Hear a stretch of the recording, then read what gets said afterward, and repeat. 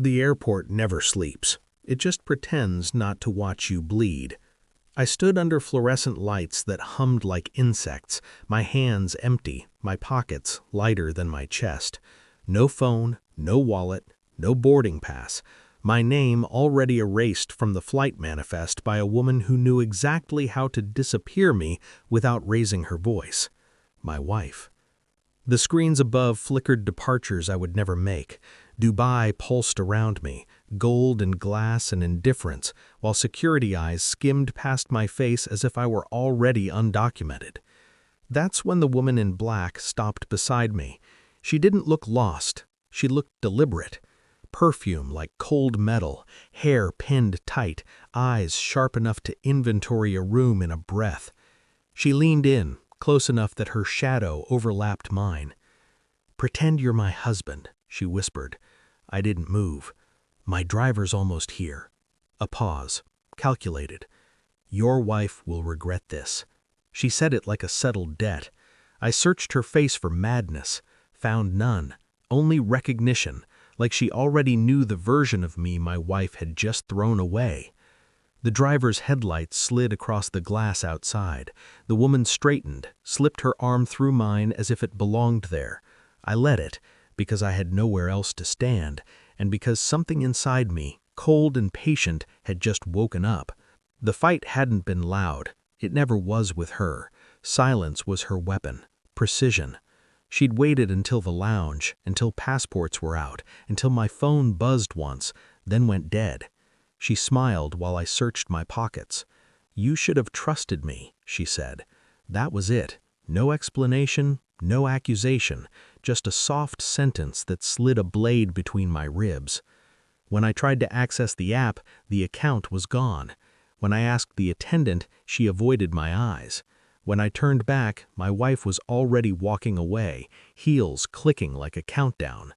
She knew something, or thought she did. In the car with the stranger, my temporary wife, the city streaked past in controlled blurs. She didn't ask questions, neither did I. She poured water into a crystal glass and placed it in my hand. "Your real wife," she said, finally, "is laundering her sins through you." The words settled, heavy. I thought of the missed calls I'd never seen, the late meetings, the contracts I signed without reading because love had trained me to trust. I remembered the way she never let me handle the finances, the way she flinched when I asked about the offshore accounts she'd joked about too easily. The woman beside me watched my face change. "Infidelity is the least interesting betrayal," she said. "Money is more intimate." I laughed once, short, empty, because suddenly the airport wasn't the first place she'd abandoned me, just the most literal. I stayed quiet. That's how you survive people who underestimate you. The woman, Amara, gave me a phone. Temporary, clean. I didn't call my wife. I didn't need to. Silence was already screaming. I accessed records, shell companies braided together like lies, my name threaded through all of them, signatures forged with my consent, extracted in bedrooms and vacations and whispered promises. I moved slowly, observed. At dinners, I smiled. At messages, I responded late. I watched how my wife adjusted when she thought I was compliant, how she relaxed, how she made mistakes. She thought she'd stranded me. She didn't realize she'd set me free. Amara's resources were surgical: account histories, travel logs, a man in Zurich, a woman in Singapore, patterns that weren't affairs but alliances. I felt nothing. That scared me more than anger. At night, I lay awake cataloging memories like evidence. Every time she'd redirected a conversation, every time she'd touched my hand to stop a question. I began to understand. I wasn't her partner. I was her alibi. And the more I uncovered, the calmer I became. Rage is loud. Strategy is silent. I let her believe I was broken. People tell you everything when they think you've already lost. The report arrived in a thin folder. No drama, just numbers, names, dates. Proof. I invited her to dinner. Our place. Candles she chose, wine she liked. I watched her talk, watched the confidence flicker when she noticed how still I was. I slid the folder across the table.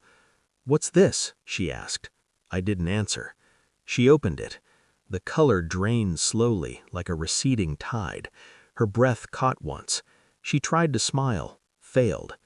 "You don't understand," she said. I nodded. "I do." Silence stretched, thick, suffocating. She reached for my hand. I withdrew it. "You left me at an airport," I said, evenly, "without identity, without recourse, because you thought I was disposable." Her eyes filled, not with remorse, with fear. I stood.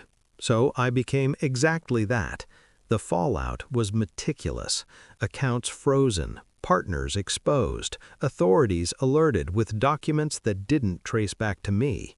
Her reputation collapsed, not in an explosion, but in a series of quiet denials. Doors closed, calls unanswered. She came to me once, unannounced, smaller somehow. "I loved you," she said. I believed her. That was the tragedy. "I know," I replied. "That's why you used me."